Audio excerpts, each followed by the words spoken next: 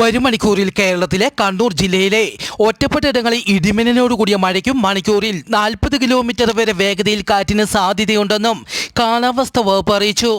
സംസ്ഥാനത്തെ കടുത്ത ചൂടിന് ആശ്വാസമായി ഏപ്രിൽ 2-ാം തീയതി മുതൽ മഴ ലഭിച്ചു തുടങ്ങും. സംസ്ഥാനത്തെ എല്ലാ ജില്ലകളിലെയും ഒറ്റപ്പെട്ടയിടങ്ങളിൽ മഴ ലഭിക്കും.